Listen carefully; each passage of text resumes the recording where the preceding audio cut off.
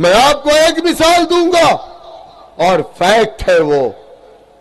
آپ کو یاد ہوگا اعظم گڑھ میں عالمی اجتماع سرائے میر میں ہوا تھا, فیض العلوم میں ہوا تھا کہ نہیں ہوا تھا؟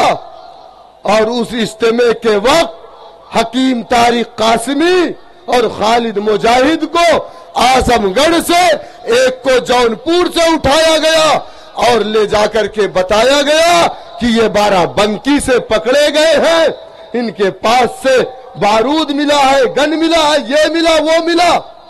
بی ایس پی کی حکومت تھی, ہمارے علماء کا دباؤ پڑا, سماجوادی کی حکومت آئی, بی ایس پی نے اپنی گورنمنٹ میں نمیش کمیشن کا گٹھن کیا.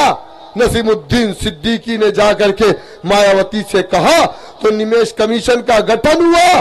خالد مجاہد, حکیم طارق پر جانچ بیٹھائی گئی. نمیش کمیشن نے 2014 میں سماجوادی کی حکومت میں اپنی رپورٹ پیش کی اور نمیش کمیشن نے اپنی رپورٹ میں کہا کہ خالد مجاہد, حکیم طارق قاسمی بے گناہ ہے. جن پولیس والوں نے انہیں پھنسایا ہے ان پولیس والوں کے اوپر مقدمہ درج کر کے جیل کی سلاخوں میں ڈالا جائے.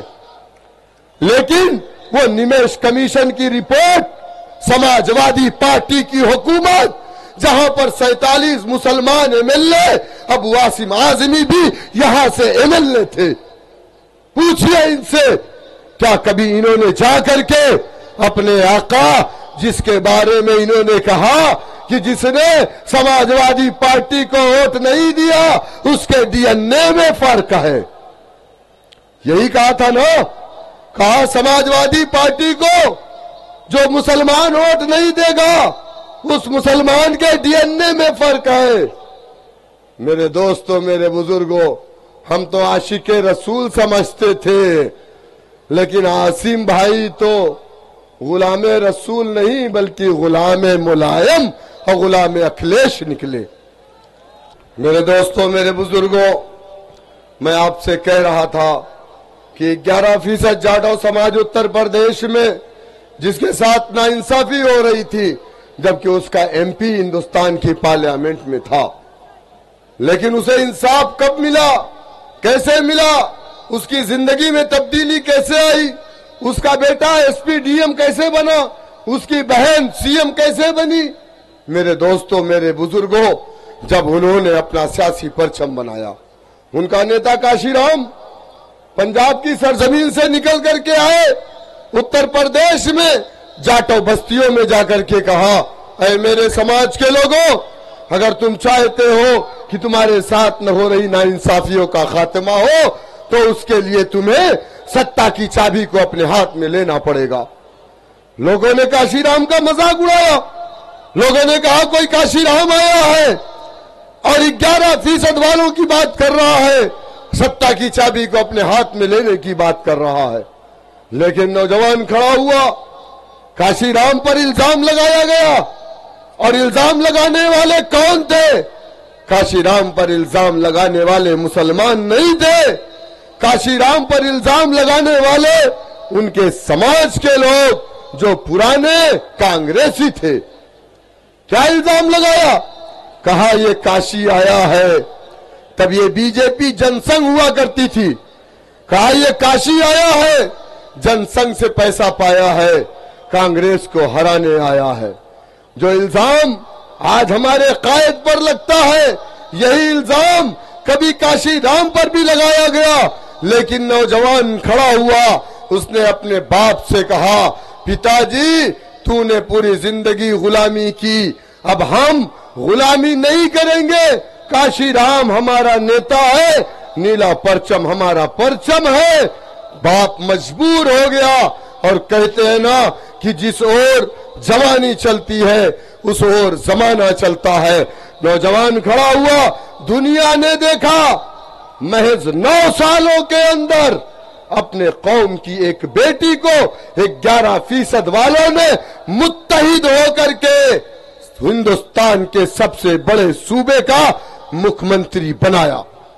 آج آپ دیکھ لیجئے اتر پردیش میں جا کر کے کہ کسی تھانے میں اگر دلت کا بیٹا ہے تو اس کے بدن پر خاکی وردی ہے، اور مسلمان کا بیٹا ہے تو اس تھانے کی حوالات میں ہے۔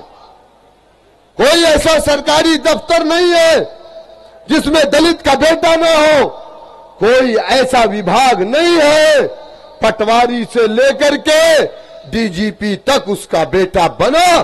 کب؟ جب اس نے اپنی سیاسی قوت کو مضبوط کیا۔ اس کے علاقوں میں اسکول کھلے، آپ کے علاقے میں کیا کھلے؟ بلکہ سرکاری اسکول آپ کے علاقوں میں بند کر دیے گئے۔ ایک بار آپ موقع دیجئے، مجلس اتحاد المسلمین کبھی سرکار میں نہیں رہی، باوجود اس کے ہمارے قائد جناب اکبر الدین اویسی صاحب 14,500 غریب بچوں کو مفت میں تعلیم دیتے ہیں۔ اگر آپ نے موقع دیا تو سرکاری اسکول بند نہیں، بلکہ سرکاری اسکول اور اچھے بنائے جائیں گے۔ مزید جو ضرورت پڑے گی وارث پٹھان صاحب اور اس کو کھولنے کا کام کریں گے۔ اتر پردیش میں جاٹوں نے اپنی سیاسی قوت کو مضبوط کیا، ان کے علاقوں میں اسکول کھلے، اسپتال کھلے، ان کے بچوں کو نوکری ملی۔ اگر آپ سرکار، لوگ کہتے ہیں 16 سیٹ ہم لڑ رہے ہیں، سماجوادی پارٹی کتنی سیٹ لڑ رہی ہے؟ یہاں سے سماجوادی پارٹی کے امیدوار ہیں، میں نے سنا کہ ان کا بھی تعلق اعظم گڑھ سے ہے۔ آپ ان سے پوچھئے گا کہ جب اعظم گڑھ کو آتنک گڑھ کہا گیا تھا، جب پورے ہندوستان میں ہمارے سروں پر کوئی ہاتھ رکھنے والا نہیں تھا، تو اعظم گڑھ کے لوگوں نے اپنے پیروں پر کھڑے ہو کر کے اور ٹرین بک کرا کر کے دلی کی جنتر منتر پر جا کر کے دھرنا کیا تھا۔ جب ہمارے بچوں کو لے جا کر کے بٹلہ ہاؤس میں فرضی طریقے سے انکاؤنٹر کر کے مار دیا گیا تھا، تب ہمارے لیے کوئی بولنے والا نہیں تھا۔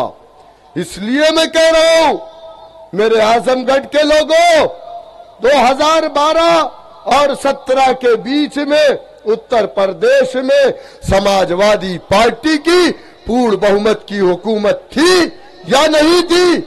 بتاؤ آپ مجھے، 222 سے ملنے تھے یا نہ تھے؟ انہوں نے بڑے بڑے وعدے کیے تھے، کہا تھا ہماری پور بہمت کی سرکار بنے گی، مسلمانوں کو 18% ریزرویشن دیں گے، مسلم علاقوں میں کیمپ لگا کر کے مسلم نوجوانوں کی پولیس میں ڈائریکٹ بھرتی کریں گے، مسلم بچیوں کو پڑھنے کے لیے ہم مسلم علاقوں میں فری کوچنگ سینٹر کا قیام کریں گے۔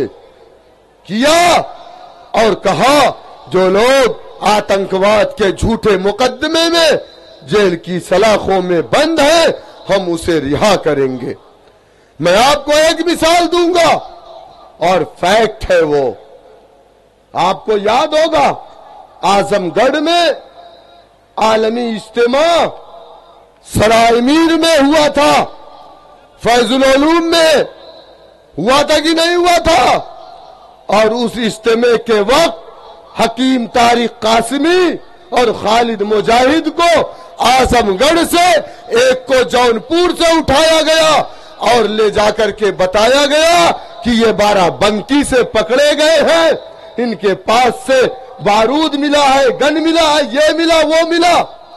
بی ایس پی کی حکومت تھی، ہمارے علماء کا دباؤ پڑا، سماجوادی کی حکومت آئی، بی ایس پی نے اپنی گورنمنٹ میں نمیش کمیشن کا گٹھن کیا، نسیم الدین صدیقی نے جا کر کے مایاوتی سے کہا تو نمیش کمیشن کا گٹھن ہوا، خالد مجاہد حکیم طارق پر جانچ بیٹھائی گئی، نمیش کمیشن نے 2014 میں سماجوادی کی حکومت میں اپنی رپورٹ پیش کی اور نمیش کمیشن نے اپنی رپورٹ میں کہا کہ خالد مجاہد حکیم طارق قاسمی بے گناہ ہے، جن پولیس والوں نے انہیں پھنسایا ہے ان پولیس والوں کے اوپر مقدمہ درج کر کے جیل کی سلاخوں میں ڈالا جائے۔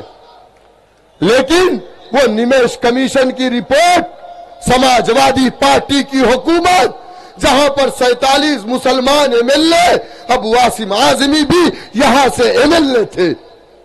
پوچھئے ان سے، کیا کبھی انہوں نے جا کر کے اپنے آقا جس کے بارے میں انہوں نے کہا کہ جس نے سماجوادی پارٹی کو ووٹ نہیں دیا اس کے DNA میں فرق ہے، یہی کہا تھا نا؟ کہا سماجوادی پارٹی کو جو مسلمان ووٹ نہیں دے گا اس مسلمان کے DNA میں فرق ہے۔ میرے دوستوں، میرے بزرگوں، ہم تو عاشق رسول سمجھتے تھے، لیکن عاصم بھائی تو غلام رسول نہیں بلکہ غلام ملائم اور غلام اکھلیش نکلے۔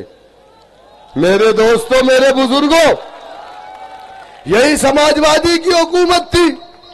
خالد مجاہد، حکیم طارق قاسمی کو لکھنؤ کی جیل سے فیض آباد پیشی پر لایا گیا۔ خالد مجاہد کو 1 گھنٹے کی دوری پر ایک دم صحیح سلامت کورٹ سے نکلے تھے۔ جو لوگ فیض آباد کے ہوں گے ان کو معلوم ہوگا، رام سنیہی گھاٹ تک پہنچتے پہنچتے حکیم طارق خالد مجاہد کو مار دیا گیا اور کہا گیا کہ خالد مجاہد ہارٹ اٹیک سے مرے ہیں۔ میں نے جا کر کے خالد مجاہد کی لاش کو اپنے ان ہاتھوں سے اٹھایا تھا، بارہ بنکی کے اسپتال میں پوسٹ مارٹم کروا کر کے ان کے گھر میں جا کر کے اس لاش کو ہم لوگوں نے دفنانے کا کام کیا۔ کس کی حکومت تھی؟ آج کہتے ہیں کہ سماجوادی ہم کو انصاف دے گی۔ سماجوادی کی حکومت میں پرتاپ گڑھ کے استھان گاؤں میں مسلمانوں کے 47 گھروں کو نظر آتش کیا گیا تھا۔ پرتاپ گڑھ والوں یاد ہے نا؟ استھان گاؤں کو 47 گھروں کو جلا کر کے راکھ کر دیا گیا۔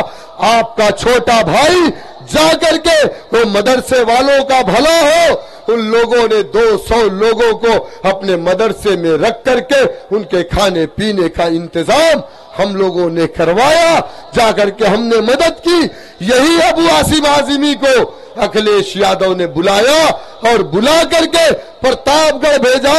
انہوں نے جا کر کے اعلان کیا کیا کہ ایک ایک کو 50,000 روپیہ دیا جائے گا۔ کیا 50,000 میں کوئی مکان بن سکتا ہے؟ میرے دوستوں، میرے بزرگوں، ان لوگوں نے صرف ڈسپوزل گلاس کی طرح استعمال کیا۔ یہاں پر ایک فلائی اوور بنایا گیا ہے، اس کا نام کیا؟ راجیو گاندھی کون سا فلائی اوور ایک بنایا گیا ہے نا؟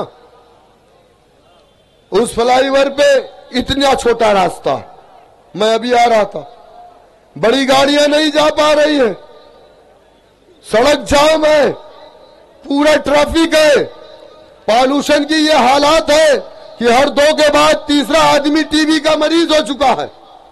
اسپتال کے حالات یہ ہے، کون سا ایک اندرا گاندھی اسپتال ہے، اندرا گاندھی میموریل اسپتال، جنریٹر نہیں، لائٹ چلی گئی تو وہاں پر ایکس رے نہیں ہو سکتا۔ ہماری ماں بہنیں جاتی ہیں بچے کی پیدائش کے لیے، لائٹ نہیں، اندھیرے میں، اگر جنریٹر ہے ڈیزل نہیں۔ کیا کیا ان لوگوں نے؟ کیا کیا؟ ایک بار آپ موقع دیجئے، 18 کروڑ میں برج بنا، flyover, Rajiv Gandhi flyover, truck نہیں آ سکتی، بس نہیں آ سکتی، نیچے پورا جام۔ سب سے بڑی پرابلم بھیونڈی کی ٹریفک کا ہے۔ ایک بار آپ موقع دیجئے وارث پٹھان صاحب کو، اگر کلابہ چمکے گا تو انشاءاللہ تعالی اگر وارث پٹھان جیت کر کے آئے تو بھیونڈی بھی کلابہ سے زیادہ چمکدار نظر آئے گا۔ وارث پٹھان کسی چیز کے محتاج نہیں ہے۔ وارث پٹھان کا مقصد سیاست نہیں ہے، وارث پٹھان کا مقصد خدمت ہے، خدمت ہے، خدمت ہے۔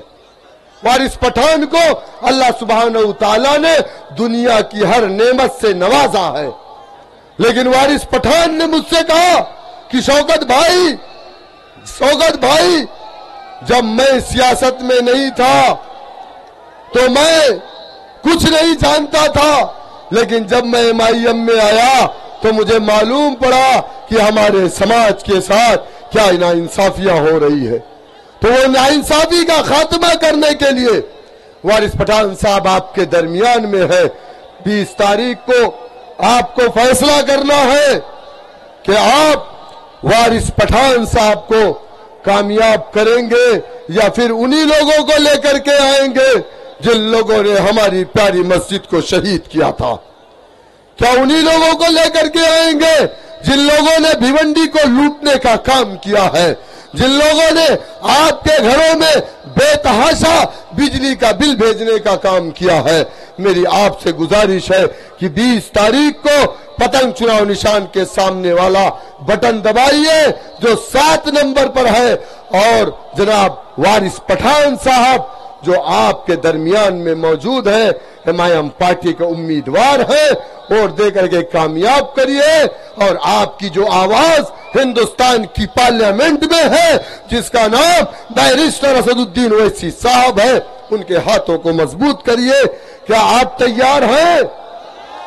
کیا آپ 20 تاریخ کو تیار ہیں نا؟ سارے لوگ ہاتھ اٹھا کر کے ایک بار کہہ دو. کہہ دے بھائی واہ بڑی بے عزتی ہوئی، کہیے سوکتوا ہمارا تب ووٹوا نہ ملا.